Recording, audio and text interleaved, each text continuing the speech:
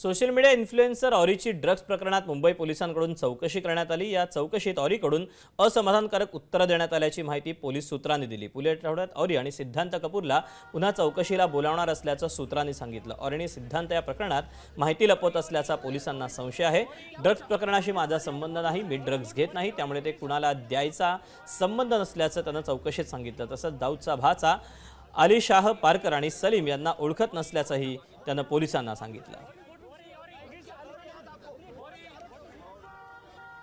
दरम्यान ऑरीच्या चौकशीमध्ये काय नेमकं घडलं आपण जाणून घेण्याचा प्रयत्न करूया।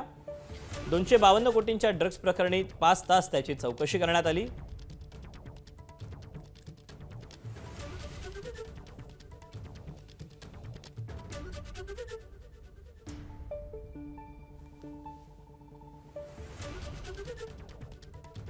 ड्रग्ज प्रकरणाशी माझा संबंध नाही असं ऑरीनं सांगितलं। मी ड्रग्ज घेत नाही, त्यामुळे द्यायचा संबंधच नाही अशी माहिती त्यांनी पोलिसांना दिली।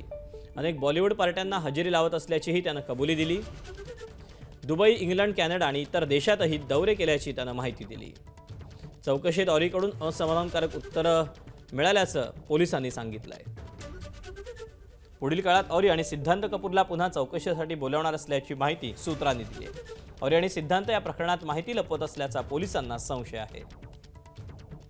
दाऊदचा भाचा अली शाह पारकर आणि सलीम यांना ओळखत नसल्याचं देखील ऑरीचं म्हणणं आहे।